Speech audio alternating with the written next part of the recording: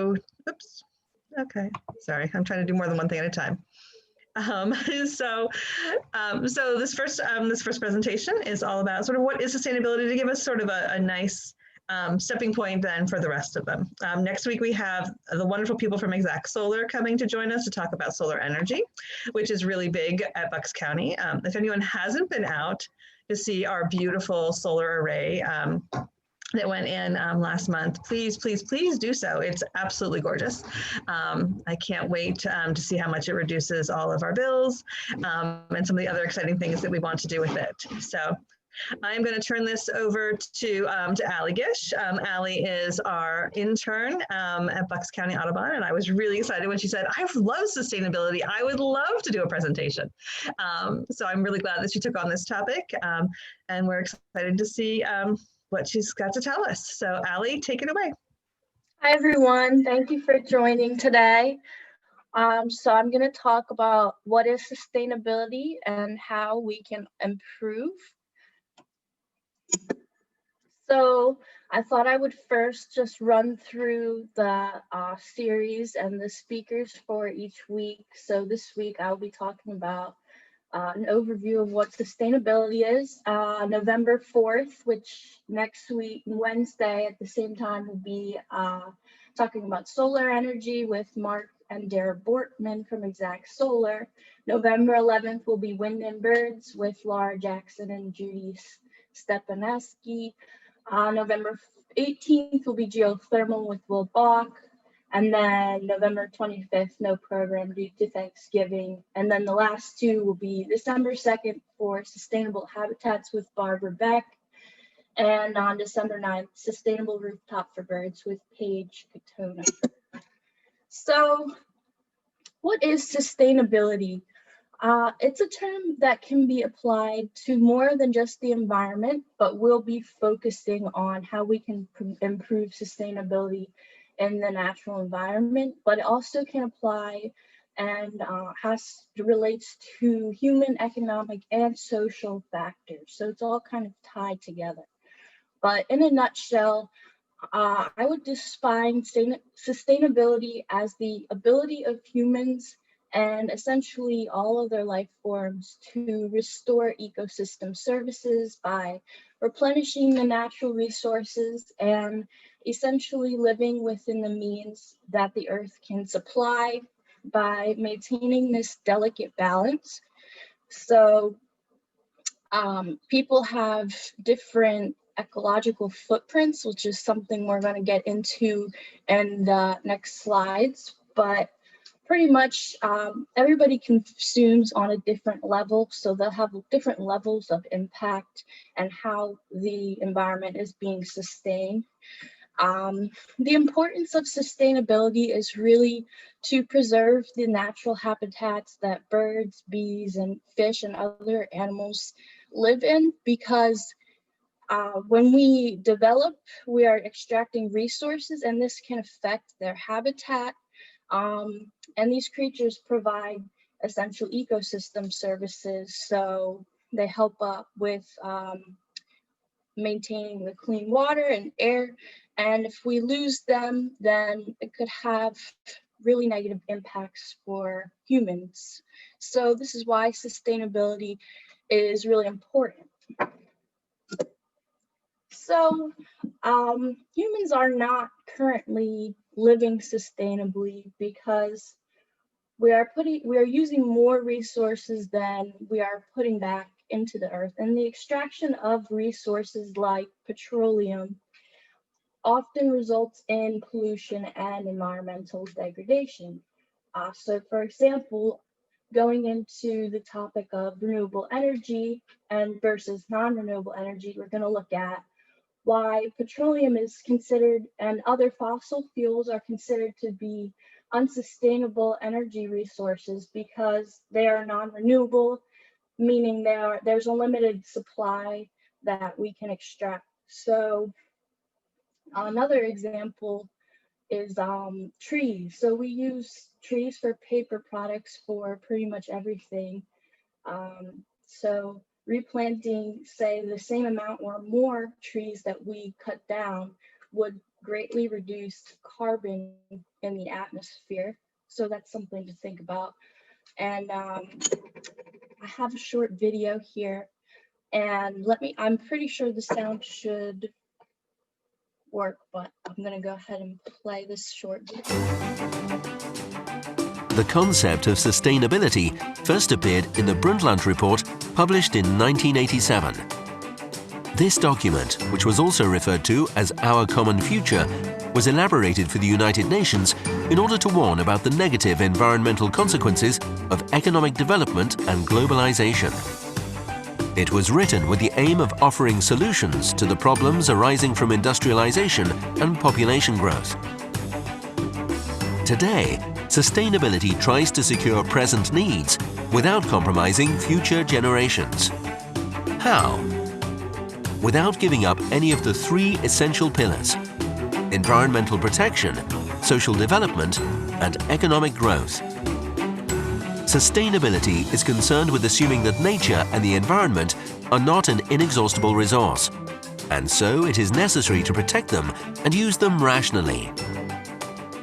Sustainability promotes social development, seeking cohesion between communities and cultures to achieve satisfactory levels in quality of life, health, and education. Thirdly, sustainability focuses on equal economic growth that generates wealth for all without harming the environment. Nowadays, many of the challenges that humans face, such as climate change or water scarcity, can only be tackled from a global perspective and by promoting sustainable development. Now that you know what sustainability is, remember to act in the present, thinking about the future.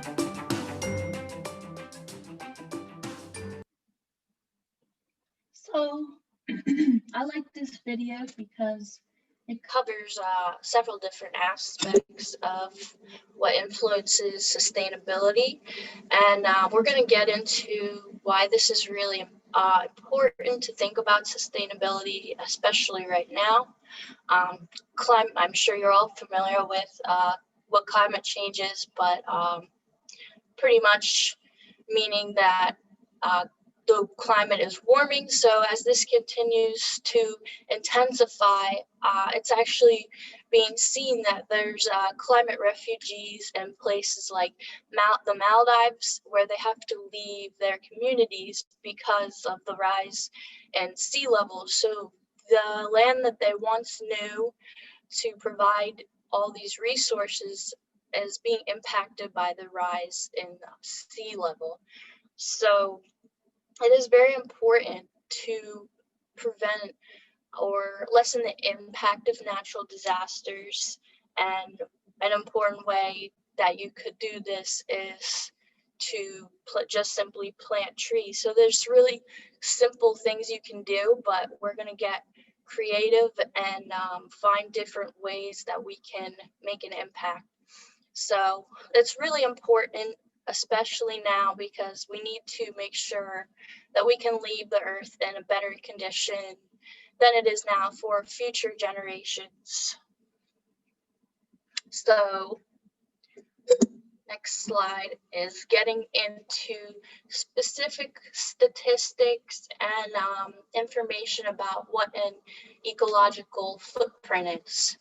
So if we're looking at the US, the world would need 5 Earths if everyone consumed as much as the average American. So that's not saying that everybody is the same, but on average in America, we would need a lot more Earths than a person living in, say, a developing country, because we have access to so much more here than other people who may be living in poverty. So what an ecological footprint calculates, and there's actually a website, if you can see in the picture, it kind of goes over the different aspects of and the different areas of land that we use, and calculates a person's demand for land and resources from things like agriculture and carbon emissions for transportation and energy. So everybody's going to have a different ecological footprint, because some people might use an electric car so they don't emit any carbon from transportation, or you might use renewable energy in your home, or you might get your produce or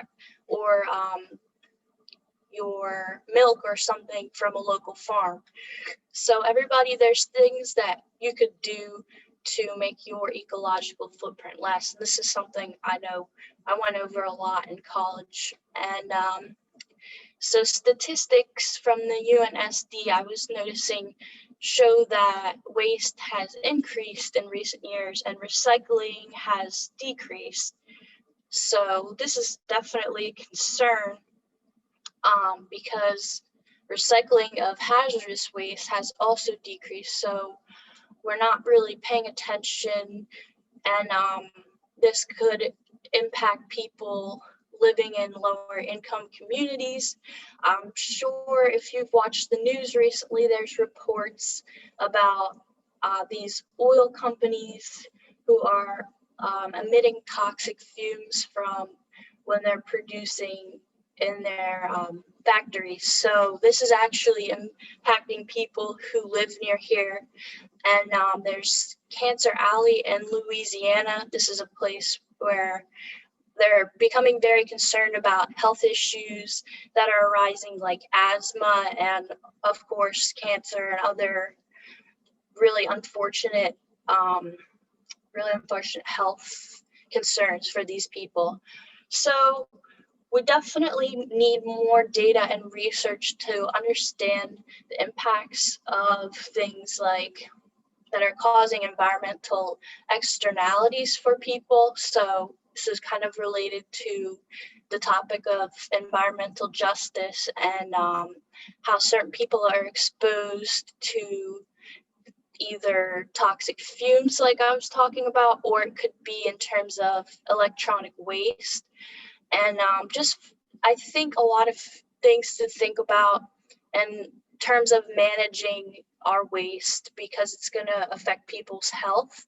And there are ways we can learn to better sustain our people by not exposing them to toxic chemicals.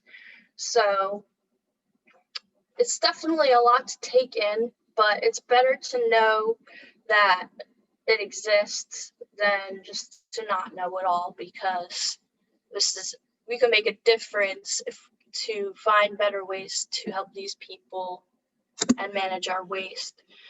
So I wanted to break down where a lot of the greenhouse gas emissions are coming from. And a large portion of this is transportation and industry. So probably, like I was talking about with factories and transportation.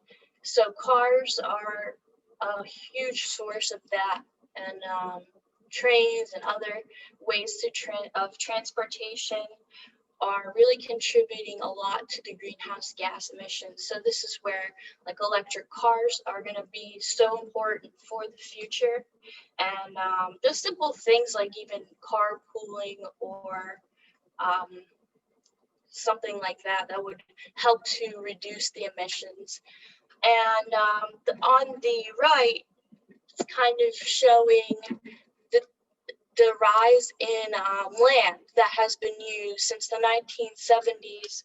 I found that 60% more land is being used just for, because homes are becoming larger. So you would think that that's going to mean more energy. Well, it depends on the efficiency of the appliances being used and things like that. So it's important to think about, that is taking up a lot of land, and that's cutting into ecosystems and taking away from certain animals that might live on that land. So that's something to think about as well. Just the size of our homes, and it could be a good process for deciding where you want to live based on how sustainable it's going to be. So we already talked a bit about eco footprint, but I think really important part of eco footprint is food, and that's also very important. It's all connected, so it also relates to sustainability because using things like fertilizer and pesticides in agriculture can be pretty damaging to ecosystems. So in the United States, food is a major issue because we have access to so much of it, but it can lead to obesity. And as the caloric intake has increased by nearly 500 since the 1970s, looking into 2010, it's now 2,500. So this is concerning for people's health, and it's also concerning that in certain areas where people have lower income, they may not be getting the same access to food as everyone else who, and on the other hand, are getting an extra amount of food that they actually need. So on both ends, it's really concerning. Meat consumption is a really widely talked about, I think, because I think we all know at this point it's not exactly great for your health to be consuming a large amount of especially red meat like pork and beef.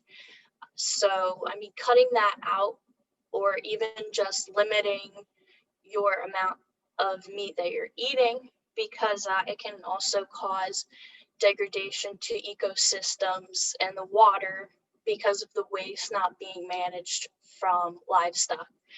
So I also looked at the statistics for composting from UNSD, and I have that source at the end so you can check it out for yourself. And it was actually really interesting to see that composting has also decreased. And this was in 2017, it showed that this was kind of the reason why food waste is skyrocketing. So this is a really big issue too, because food that goes into the landfill is going to emit carbon into the atmosphere, and that can become a major issue for sustainability as well. So making sure that we're composting is a huge thing. I think there's probably several programs that they do in this area. I know they have programs at certain college, at Temple University had a composting program. So they'll pick up your food and they'll pretty much just compost it for you. So this is a really interesting option if you want to reduce your food waste. And so yeah, there's definitely a higher amount of greenhouse gases used per person per year in the US because we have access to all these resources. And below at the bottom you can see the footprint calculator. So if you're interested, you could calculate your own footprint, and that can inspire you to think about sustainability and how you can reduce your ecological footprint. So I hope that's all kind of making sense of how that will relate a lot to sustainability. And I'm going to get into more of methods that we can use to achieve sustainability as we go into this presentation.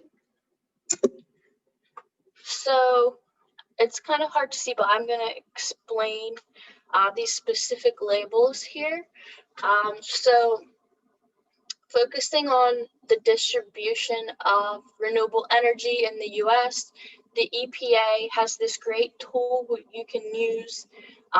You can see they have lots of data, and you can pretty much see the different distribution of energy that we use in the US. So if you can see in the East, especially Philadelphia, it's kind of hard because there's different layers on top of each other, but there's many biomass power plants in the east, and also some in the west, as you can see.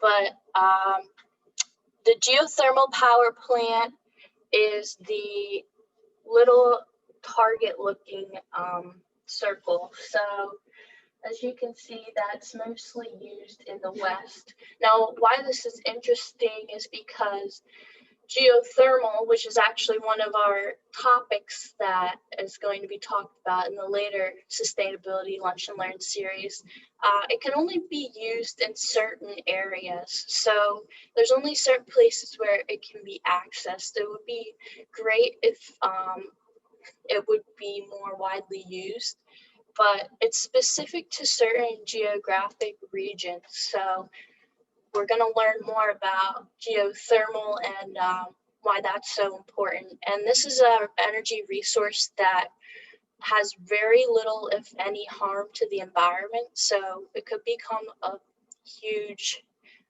it's huge for the future in energy.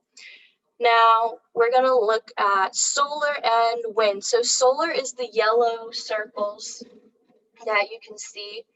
And that is something that's more widely used. So if you could see at the Audubon Society, we have solar panels that were just installed. So we will actually learn more about solar next week, but I just wanted to provide kind of an example of how we're using energy in the US. And as you can see, solar is going to be a really good option. This is why solar and wind are going to be so widely used, because they can be used in more regions.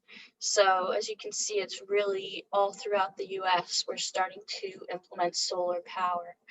And the wind power plant is the gray circle. And this makes sense that it's pretty much concentrated in the middle of the United States, because areas like Oklahoma and Kansas, I believe, are probably, like, you think about all the more tornadoes occurring in areas like that, probably going to have a stronger wind, is what I'm seeing from the map here. And hydroelectric is the last one checked off. That's the blue circle. As you can see, that's also a very popular energy resource in the United States. So looking at that, maybe trying to think about places we could expand renewable energy, like maybe more solar power in the northern areas of the US, or areas where there's blank spaces, thinking about what renewable energy we could use. This is just a quickly go over this distribution of the fossil fuel plants. And the dark one with the triangle, white triangle, is actually coal power plants. So it's really common in actually where we live.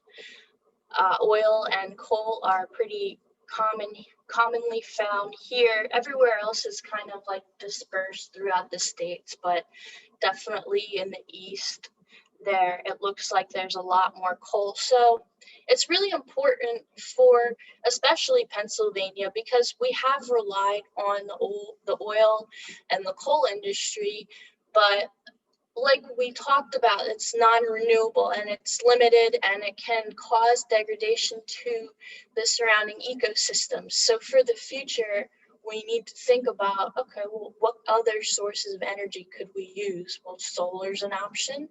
I'm not sure how commonly wind is used, but I think definitely implementing more solar in Pennsylvania would be really great.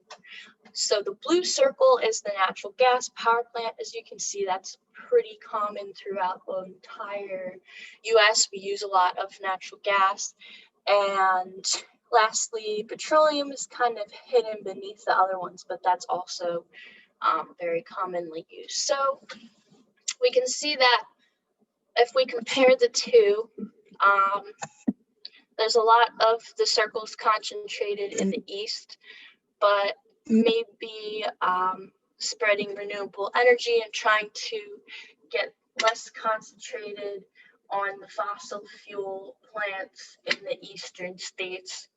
And it's just good to see where different energy will work, so you have a good idea of how it's distributed throughout the US. This is an example that I also found on the EPA website. They have a lot of great tools. I'd recommend visiting the website, and you can compare different areas, and it compares environmental and demographic indicators, so you can see the difference between a suburban area of New Hope, PA, and on the left is Philadelphia, PA. So something I was focusing on was hazardous waste. It's kind of hard to see the labels, but it's hazardous waste proximity and then cancer risk. So it's just helps to compare the two, so you can see that Philadelphia residents are probably more likely to be exposed to certain pollution because it is a city. So I wanted to talk more about like sustainability in cities and thinking about how we can improve that there, because people have, for example, there's not as much vegetation, so people can be more at risk because of the urban, I think it's urban heating. I'm not sure the exact name of the effect, but pretty much people are more exposed in the summer to things like heat strokes and things like that because there's less vegetation in the city. So, I mean, there's organizations like Tree Philly that aim to plant more trees in the city, and of course work with green stormwater infrastructure. So that could be anything from planting like a green roof or using rainwater barrels. And the air pollution is concerning. I think, I'm not sure exactly when it occurred, but I know there was a lot of controversy about an oil refinery in Philadelphia, and I believe it caught on fire. I might not be right about that, but things like that can really impact, and this is the reason why air pollution, not only because of factories and things like that in the city, but also because there's so many cars that are constantly driving throughout the city, and everything is just in general kind of closer together. And so it's important to think about how we can use sustainability within cities as well, because they might be experiencing a little bit more exposure to pollution and things like that. So we want to make sure that there's things we can do to sustain ecosystems, even in areas where there's maybe less land where you can implement things like parks and green spaces, but it's really important to think about that. So now we're going to get more specifically into what we can do. We've learned about what sustainability is and how we're using energy and things like that. So using efficient fixtures, we have really improved, like with making things more modern, and that can decrease water use 40 gallons per day. It still sounds pretty high, but if you think about all the things we use water for, it's actually probably really effective to just get more efficient modern fixtures in your home or apartment. I talked about composting can also decrease food scraps, and talked a little bit about e-waste, but it's going to become something that we need to really think about, because we are entering a time when we have more technology and it helps us to innovate and find solutions, but say how many old computers or phones or cables or anything electronic or batteries. Like, where does that go? Well, you could probably take it to Staples or somewhere like that and recycle it. But a lot of the time, it's uncertain where our products are actually going, because what I learned a lot about in school is that things are often just shipped off to another country and they just sit in a pretty much like a landfill, and it's not healthy for the people who are working in like a e-waste dump in Hong Kong or something like that. So I think just implementing a better system with recycling and making sure that we're creating jobs for people to do that here instead of shipping it off somewhere where they're not really handling that correctly. Also creating longer lasting products with better materials, because most of our computers and things like that, they aren't made to last. Everything is tied up with the economy. So if you have a computer that might only last a few years because they want you to go back and buy another computer. So they want you to spend more money. And another really good idea, and this could apply for everything we do, is just sharing or like donating old computers instead of just getting rid of them.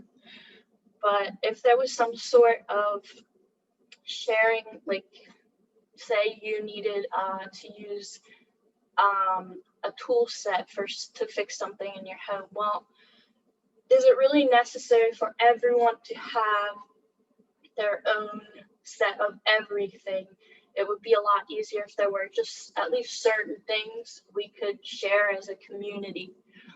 So it's just an idea.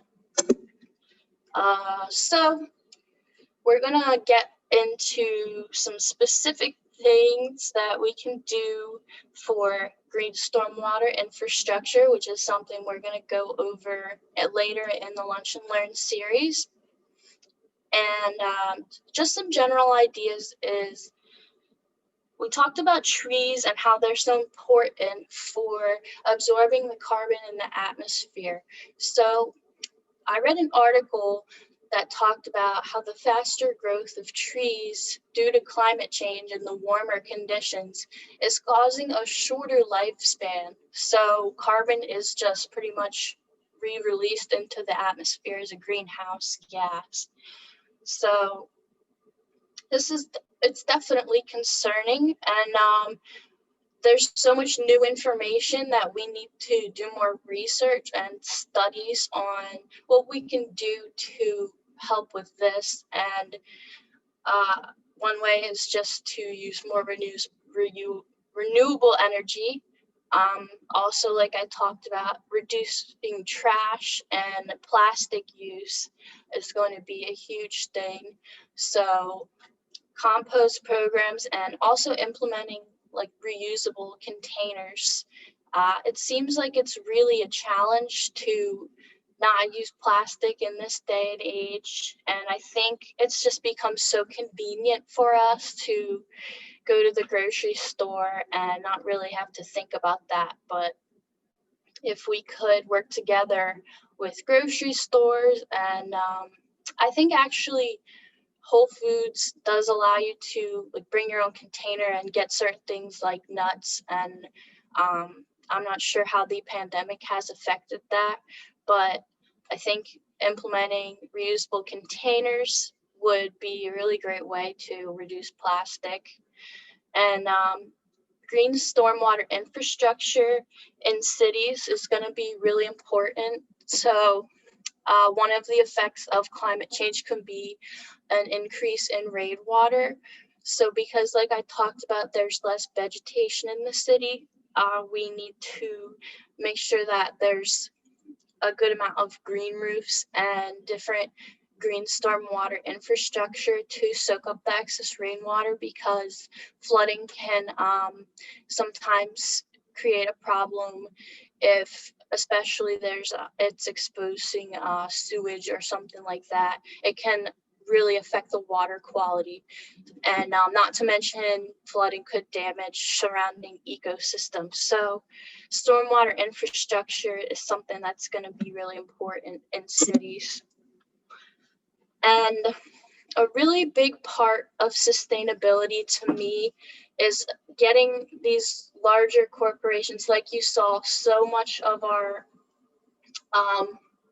the greenhouse gases and the amount of water being used, it's coming from industry. So maybe reaching out to them and also just working with local environmental organizations to try and get them to incorporate more sustainable practices.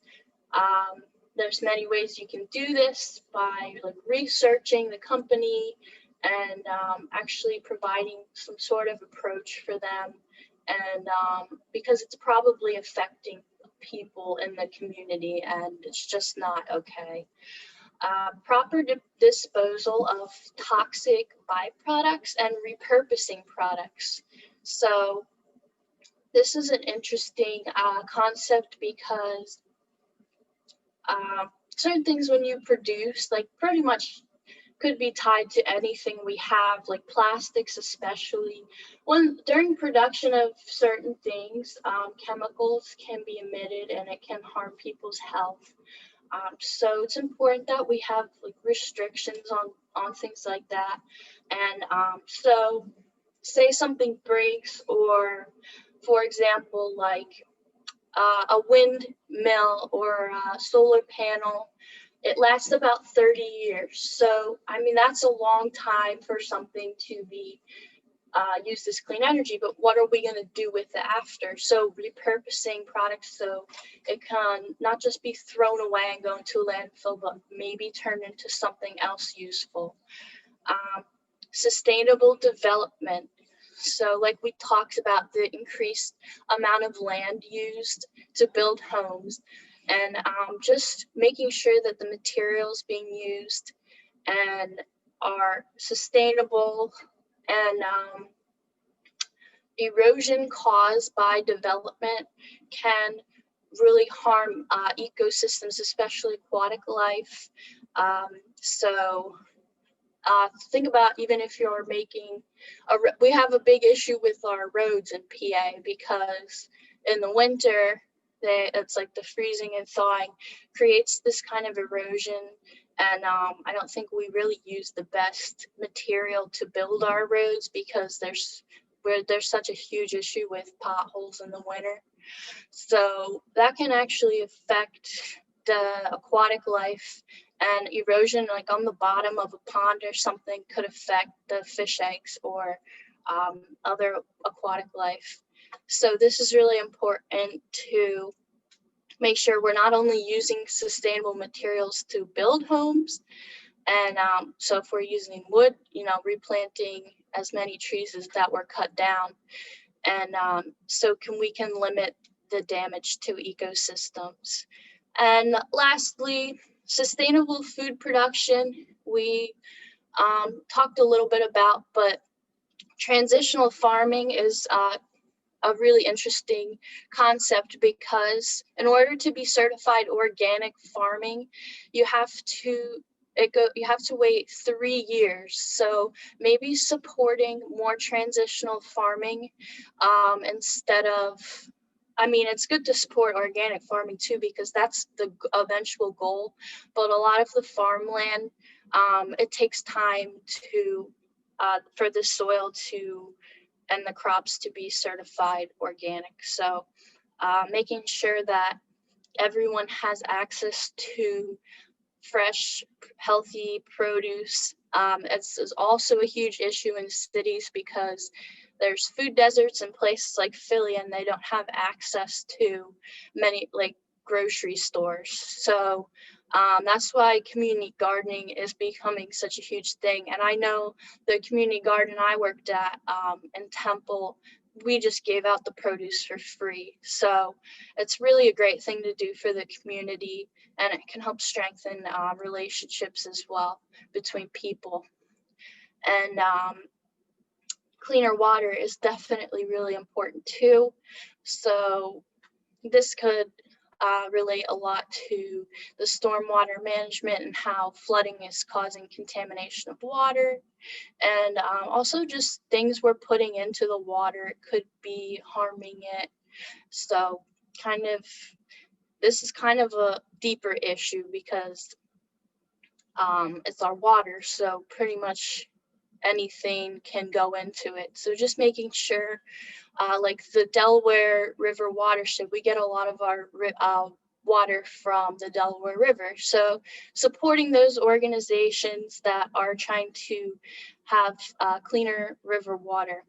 And then lastly, a really big issue is population and gender equality. So this relates to sustainability because the more people we have, the harder it's going to be for the earth to sustain everyone because we learn everyone has a certain footprint on the earth. So there's a limited amount of resources, and it's really important to just spread education and give everyone access to the things that Americans have access to. And technological innovation is going to be really huge for improving this. So lastly, I'm going to just try and finish up within a couple minutes by talking about what Pennsylvania, and then I'm going to wait and see who has questions at the end. But Pennsylvania is doing a lot for sustainability. If you go on the DCNR website, we're actually really trying to save a lot of money with solar power. So like $100,000 a year on electric can be saved and reduce CO2 emissions by roughly 1.27 million pounds per year. So you can look into more of that on their website. I recommend checking it out. But yeah, they're planning to get LEED certification for a lot of their buildings, which means just using efficient fixtures and probably implementing green stormwater infrastructure and things like that. DCNR also is planning to use more electric vehicles and implement charging stations. And it's really interesting because they use GIS data to determine information about sustainability. So what GIS does, and this is an example of where most of our water is coming from, as you can see, it's 85% industrial. So I just found this by looking at the data on their website. And here's a video that shows more what they're doing. And then I'm just going to talk a little bit about the different avenues that you can look into on their website with GIS, which will explore how you can identify what areas need more attention for sustainable practices and things like that. So here's just a video. It shows what DCNR is doing to improve sustainability and PA. There we go.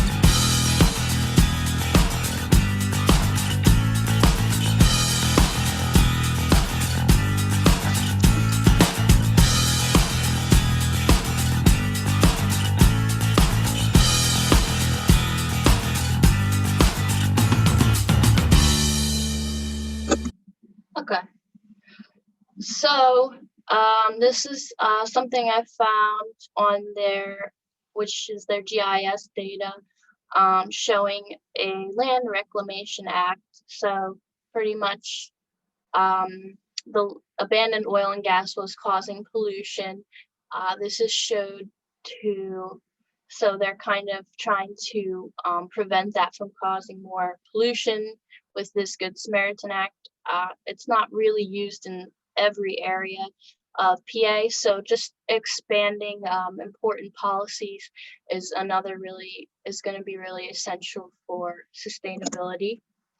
So in conclusion, it's important for everyone to speak up, because it's we're going into the future now. This isn't 1970 anymore. Unfortunately, we've done damage, but we can turn things around, and PA is obviously doing a lot to improve sustainability. So fight against these industries and corporations, and ask yourself why they're not implementing sustainability standards, and why they're using so much more water and emitting more greenhouse gas emissions than just a regular, anything else. It's really like a lot going into these industries, a lot of resources they're using. So we need to protect the health of all American citizens. Reducing consumption and waste in your own way, like composting or investing in clean energy.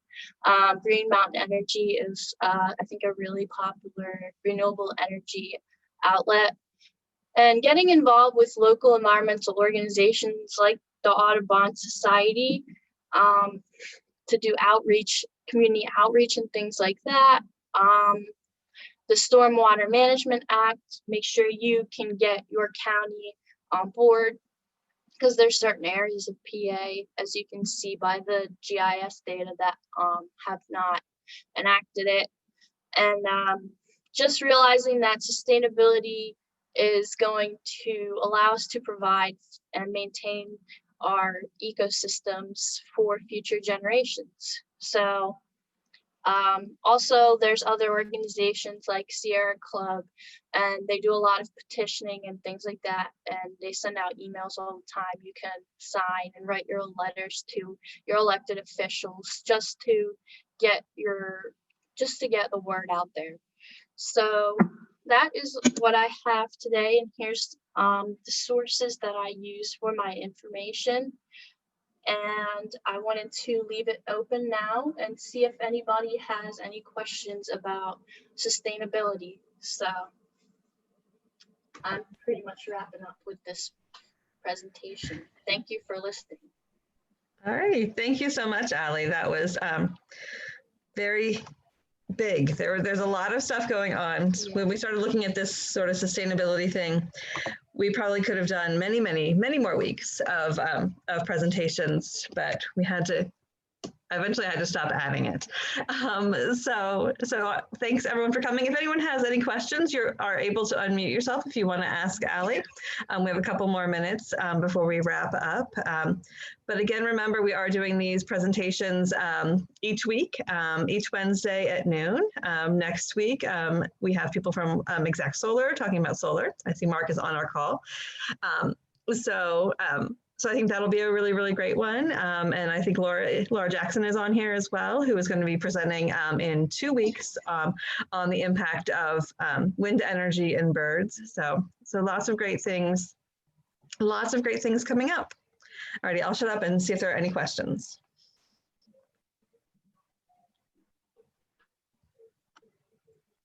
I did see that a few people were writing during the presentation. So yeah, about the composting program, sounds like they're having, maybe it's difficult to implement. And I think it's really interesting what you mentioned, Laura, about the recycling right now.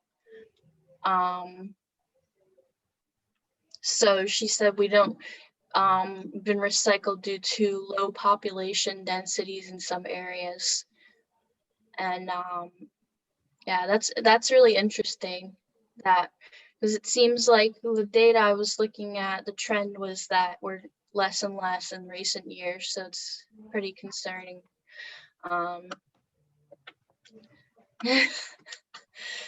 Yeah, so it's something, GIS is something I learned about in college as a geography and environmental studies major. I only took one class on it, but I feel like it was really helpful, and it can identify different trends in different areas. So say you wanted, this is one of the first labs we did, is trying to implement more bike routes in Philadelphia. So you pretty much can use different data and things like that to identify areas where it might be ideal to implement bike routes or something like that.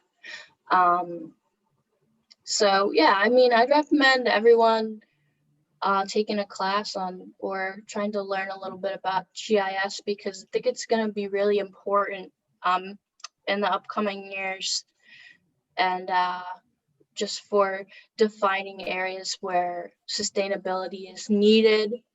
And there's so much data out there. You can really find anything you want to learn about and use it in a ArcGIS program. So that's pretty much what GIS is. And anybody else have other questions?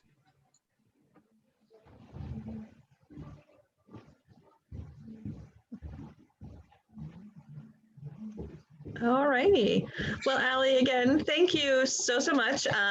Anyone who didn't feel like you caught everything, because there was a lot of information, this video will be up in the next couple of days on our YouTube page, as well as our Facebook page. So definitely you'll be able to rewatch it and see the resources again as well. And hopefully everyone can join us next week for our delve into solar. So thank you all so much and have a great day. Thank you.